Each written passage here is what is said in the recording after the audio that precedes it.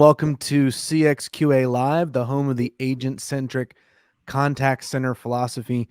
We talk every week about how agents with the right training, tools, and connection with your company are going to be a revenue growth and protection center for your business or brand.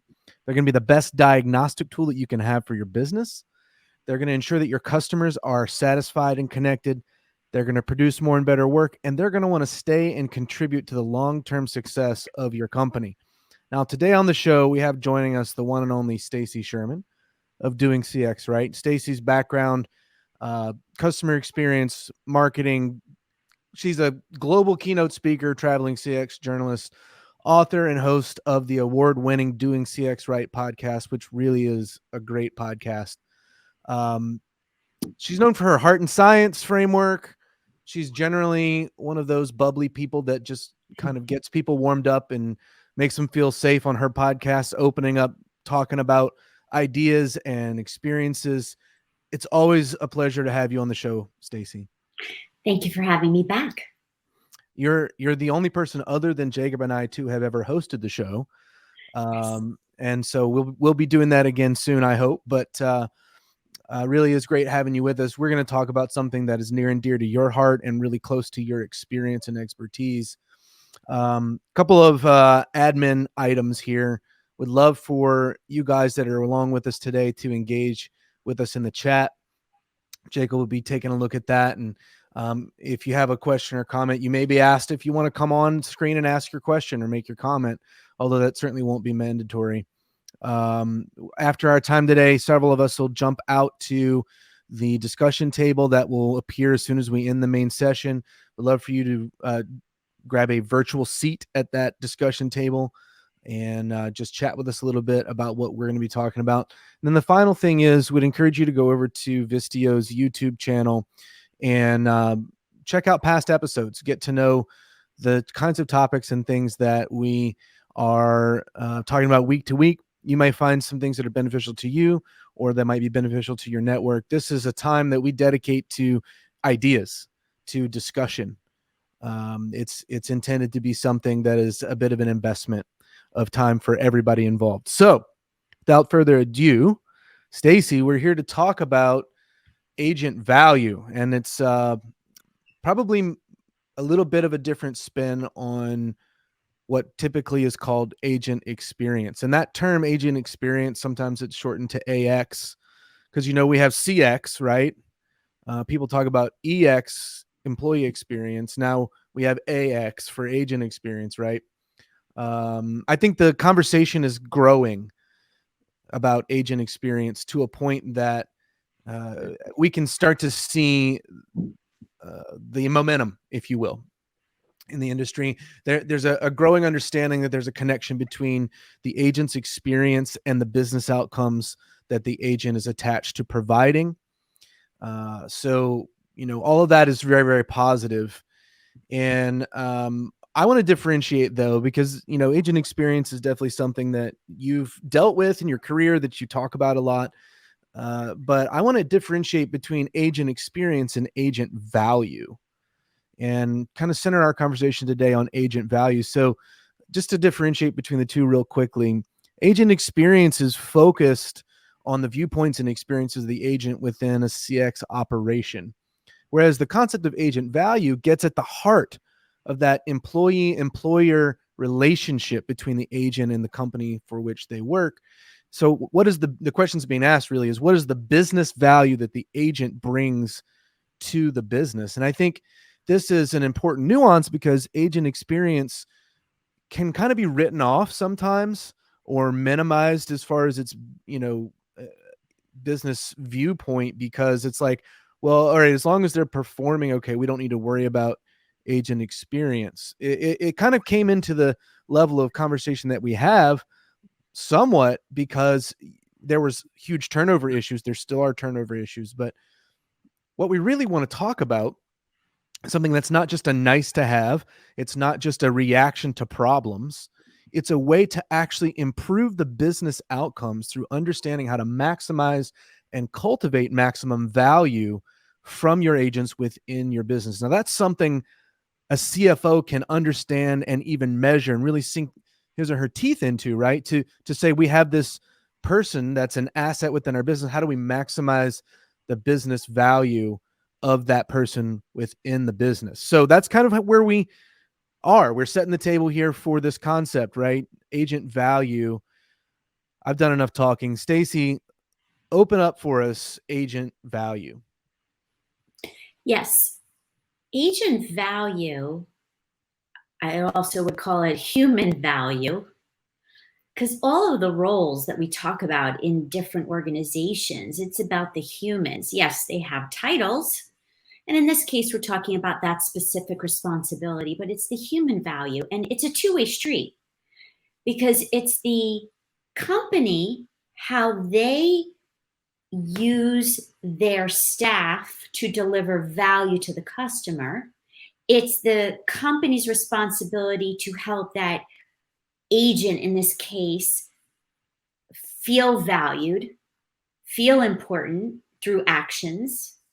And the individual also has a role to play in that. We have to own our value as well. So there's a couple of angles. But the reason it's becoming such a hot topic is because the workforce is changing. BPOs and outsourcing solutions, especially contact center outsourcing, is booming. And in that case, that's the product. The agents are the product, right? That the BPO is. So the value is even that much more important. But I'll pause. It's there's a lot here. There certainly is.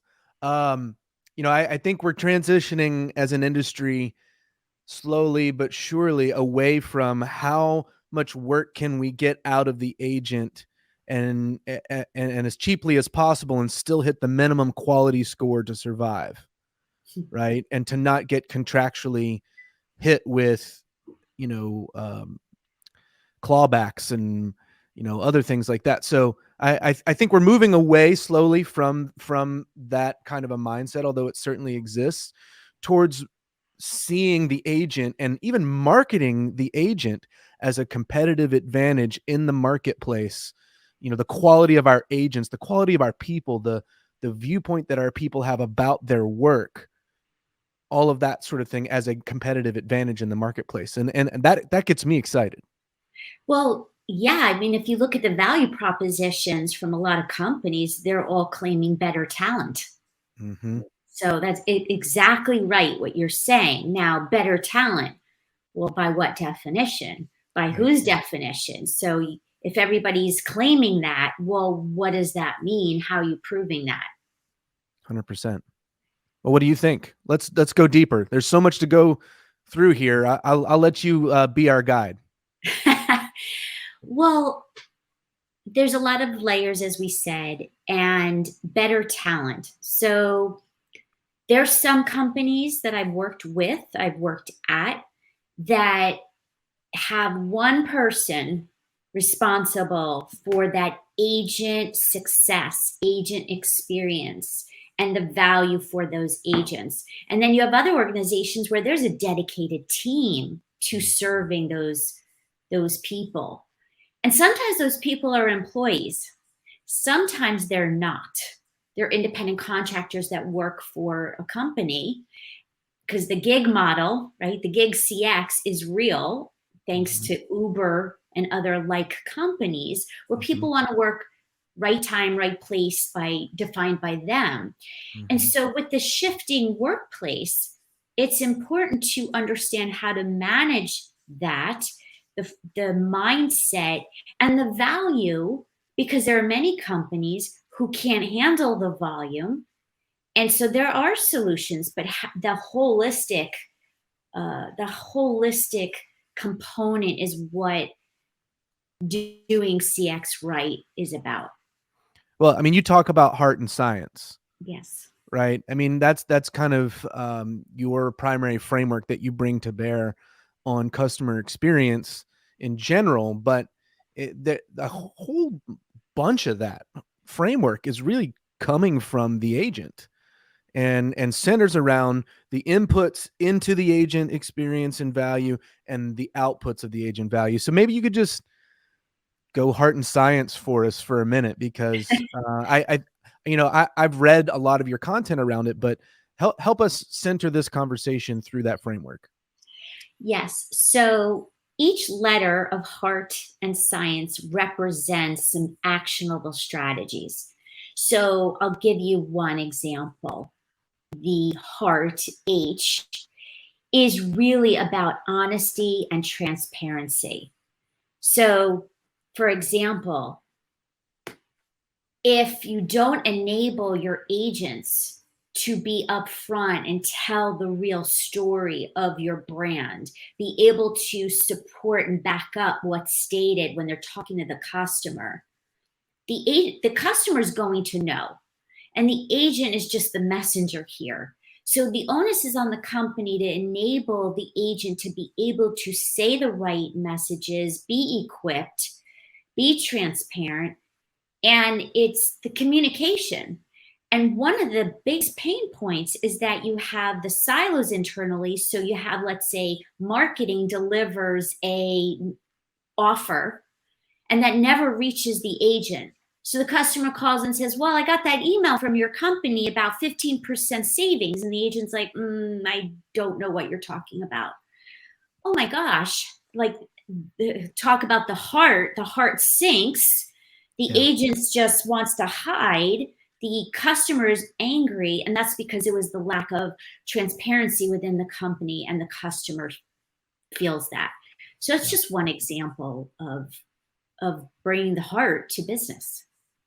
No, 100%. I mean, I know when I've worked for a company in the past, and I realized that, I'm in a position where I can't help a customer, or wasn't properly, equipped to, or informed to help a customer. I'm not so warm and fuzzy about work at that moment, right? You're just discouraged, right? And so over the course of time, you hit enough potholes, eventually you need a realignment, just to use an automotive analogy. Yeah, absolutely. Many companies are really good at the data. What I'm referencing is some of the science behind the work.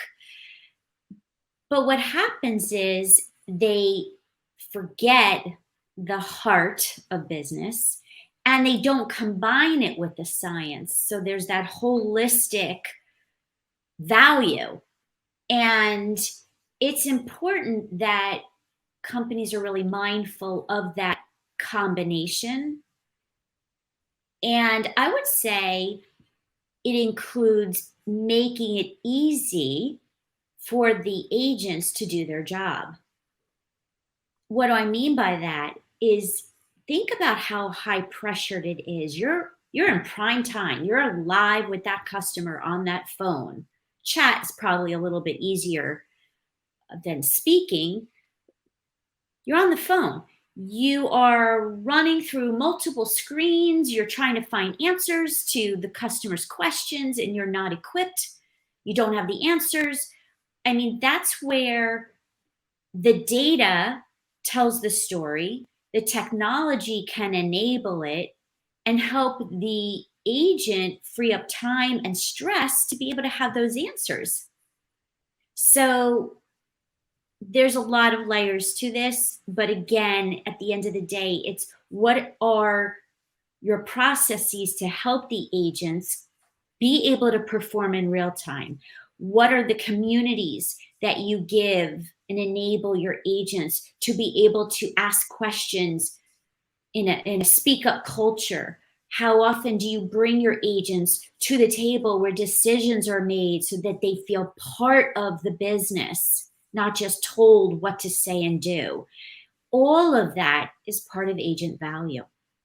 It really is. There's so much there. We could go down that path that you just kind of opened up to us.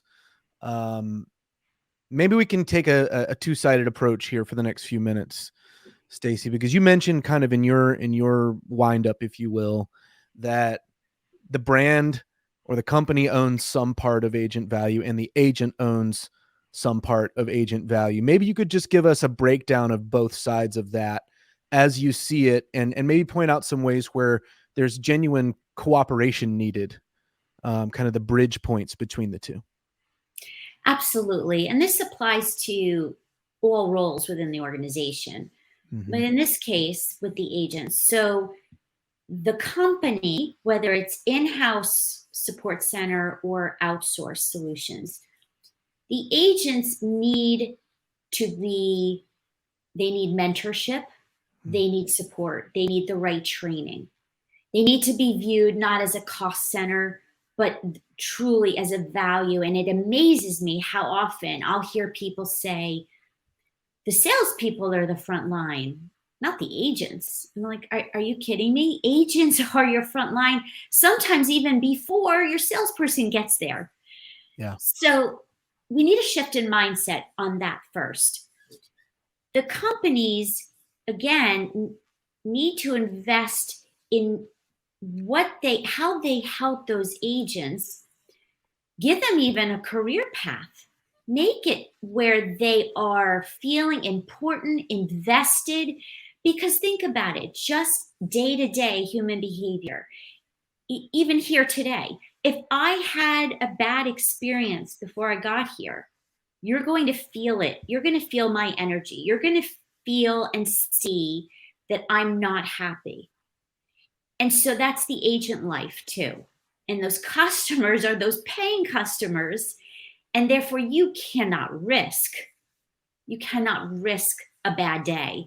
And so humans, we have them, but when the company really supports you and feels like a home, they're able to mask that. They're able to show up. And so how do you do that? That is part of leaders doing their job. It's leaders caring about their people and not taking a cookie cutter approach. This is when you start. This is when you end. This is what you read. You don't think. You don't. No, you have to empower them. You have to support their needs personally and professionally. So that's what I mean by the company. Now, as people, as humans, agents have to come to the workplace and life. They have to show up with positivity because that's contagious and that's seen, that's heard. In fact, when I've been in a call center before, agents were trained to answer the call with a smile. And some of them said, well, no one sees me. I'm on the call. And the truth is, they feel it. They feel the smile on the other end. So the agents have to own that. And I love talking to agents and I ask them, what does customer experience mean to you? And I know within seconds, the ones that really own it and care about it intuitively versus the other ones are feeling like it's just a paycheck. Let me clock in and clock out. And those are the people that you want because they have to come with the right attitude. And there's the right questions when you're interviewing. Yeah. I mean, you think about the work that you do, whatever it is, what's been going on in your day, what's been going on with your relationship with your company, what's been going on in the marketplace. We're human beings, and so the way that we interact with our customers, the people that we're doing business with, even our, coworkers, it's impacted by what's going on in life. And if you've got this really negative feeling and sentiment, it's kind of a race to the bottom, right? At some point where companies are not creating that environment that feels like a safe and healthy place to do work, where you feel like you want to represent this company, you want to provide these great customer experiences. It's kind of usually going one way or the other. There's not a whole lot of middle ground, right? I think that's a really important component. One other layer I'd like to just get your take on is, and you mentioned mentorship earlier, a lot of agents feel like they're expendable because they're not treated like they have a future at the company. There's not a sense of, we value your career, that they get from their company, right? There's the kind of a higher turnover ratio that's kind of accepted in a lot of the CX world, Whereas the companies that continue to really catch my attention are the ones that are out there talking about the promotions of their agents within their organization, celebrating that, making that a focal point of the culture of their company, even celebrating when somebody within their organization gets a job outside of the organization to say, we're so excited for you in your next step in your career, even though it's not with them, right? And so maybe you can connect that thread for us, because I think that career mindset is also a collaboration between the two. Oh, yeah. I mean, again, back to humans. Humans want growth. Humans want to feel appreciated. Mm-hmm. Humans want to feel like they're making a difference. And especially in a job that sometimes can be very monotonous and routine, that's even more important. So, having a culture where there's true gratitude expressed of people, both from top down and peer to peer. Give them a way to give high fives, rewards, friendly competition, gamification if it's meant to be fun. There's an informal, obviously, pick up the phone, have the CEO call the agent, say thank you. I mean, these are so easy to do. But at the end of the day, yeah, it's about human behaviors and gratitude. And there's also something else which is important, that you're talking about employees in this case, but there's also in some of the BPOs, you have independent contractors who don't work for the company. They have their own business. Well, how much are you helping them thrive in their own business who Yeah. happen to be agents for a living? Well, I'm really glad you bring that up. We had a question asked in the chat. Lisa asked a question, and she's actually going to come on and ask her question on video. So go ahead and bring her on, Jacob, if you can. And I think this is an important question, because the reality in customer experience is that there's a lot of different ways that labor happens, right? So, you have, BPO outsourcing, you have independent contractors, you have sometimes 2 or 3 layers of business, doing business with business inside of the CX organization. So I think this is a great question, Lisa, and thanks for coming on to ask it. Oh, absolutely. Thank you for allowing me to ask. So, my question to you, Stacy, is do you see a difference in bringing out agent value in independent contractors versus employees? Great question. Yes, 100%. Because guess what? An agent, an independent contractor, someone who owns their own business, can go to another provider easily. It's like Uber and Lyft. They can work for Uber, they can work for Lyft. Obviously, those independent companies, rather than be loyal to one, and if there's enough business and volume, they probably would. So agents are no different. And it's important that the same value that we're talking about that's provided by a company to these human beings, the better they do, the more that those agents are going to be very long tenured with that brand and those clients that they serve. So absolutely. But there are legal ramifications when you're dealing with companies that have employees and independent contractors. So there's a clear distinction. That's why it's so important that you have, obviously, all companies have an HR team, and they handle the employee base. But you have to have people who are really focused on the agents and dedicated to their livelihood. And especially when you're dealing with 1099 and people, that they can't mix, and there's a lot of legal and compliance. So you need the right focus. And if you do, they will be loyal to the brand they serve and those clients. It's a really good question. Really good answer.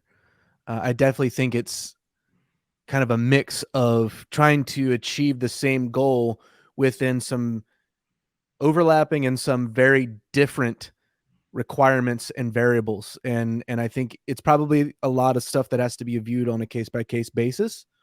But with Gig CX taking off, and I feel like really providing some unique opportunities for companies that have seasonal needs, that have even strange off-hour needs that aren't, full shifts, right? You have the ability for that workforce to be available when you need it, but not be a massive overhead when you don't. And so as this flexibility in labor within CX becomes even more prominent, I think we're going to see more of these questions. I think we're going to see an even more importance placed on figuring out how to bring out agent value in both cases. Yeah, and don't forget, the world is huge and small at the same time, because you have a lot of choices. You have agents that are in country, you have them near shore, you've got them far away, and all these countries are actually booming in terms of agent support and the value they claim. South Africa is booming, and these other areas that they want Americans to outsource to, and all around the world. So it's complicated, and making sure that companies are either outsourcing or augmenting their existing service to the right places is tremendous. And that could be a whole session in itself. It could. It really could. So put a pin in that one, maybe. Shafik asked a question in the chat. And it's interesting you asked this. This is going to actually be the focus of next week's episode. We're going to have training expert Sherry Kendall on the show next week to kind of help us flesh out some of this, because I think your analysis is right, Shafik. He's basically said, I'll just read your question. What are your thoughts on getting the agents involved in automation projects which help decrease the labor requirements within the contact center, ultimately leading to having less agents in the contact center? I think and I'll let you take the long answer. I'll give the short answer here, Stacy, but I think that the realities are very likely what you've outlined here, that AI will be able to do things that, quite frankly, humans don't need to do, and that will require the labor market to shift. And that's why we're having a training expert on next week to talk about this, because we're talking about getting ahead of the training realities to prepare for new types of roles within the CSR and frontline agent group, right? And so I think this is an important set of questions, Stacy. I don't know what your thoughts are, but I think this is really a timely question. Absolutely. I have a strong opinion that technology absolutely can enhance agent experience and customer experience and employee experience, human experience. Yes. However, there are many cases where the AI is not sufficient. Let me give you a quick example. I worked for an elevator company, elevator industry. Well, if you're entrapped in an elevator and you're so frightened and claustrophobic, okay, I've heard those calls. And, I need a technician. When they coming? I'm entrapped. How much longer? You don't want some kind of robotic voice. No. So there are many cases where the human is needed, and diminishing the human touch will actually hurt the business. So again, technology can absolutely make us more efficient. It could provide a better estimated time of arrival based on the location of that technician in this example. But in replacing, oh, please, caution. Yeah, and I think you've got to have that real understanding of your business and your customer when you're deploying any tool. Doesn't matter. And I think one of the things that concerns me at times looking at the marketplace is there's this almost fear of missing out level. We got to have an AI to do as much as possible. I think what Shafik is talking about is there are a lot of repetitive tasks that really aren't even good tasks for humans to do within the CX organization, like password resets. Would be a real easy example where really humans don't find a lot of value in that work, and they're not as efficient as the AI might be. So in that scenario, I think there's the need for oversight of the AI in a lot of ways, to learn how to prompt the AI to do its work when you have the right application. And I think your point was, make sure you got the right application for the Yes. tool, right? Yes. But in the cases where it is the right application for the tool, I think there are a lot of ways that we can begin now. And this is what next week's show is focused on. So, Shafik, I hope you'll be able to join us. We're really going to dig in on this. How do we prepare agents? Because I do think, like you said, there's going to be less frontline agents once this continues to shift. How do we train them, prepare them? How do we increase their value in an age of AI automation growth in CX? That's next week's episode. Stacy, would love for you to give any closing thoughts before we transition. Yes, I would say that the AI conversation, obviously everybody's having it. Yes, it enhances our experiences. Know the right time, the right place to use it, to free up agent time, to help them be able to have more quality time with the customer. And remember to bring your heart to business and combine it with the data that you're collecting for decision making. So a lot more to say on that. But at the end of the day, agents are the front line, and remember that. Invest in them.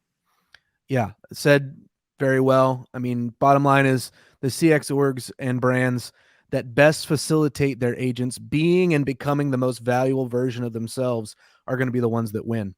And I think never has that been more true than Yes. it is now. So I want to thank Stacy Sherman for being with us. Always a pleasure, and I appreciate your insights.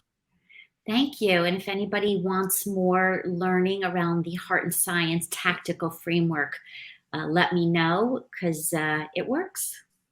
It does. And I'm putting your website address into the chat.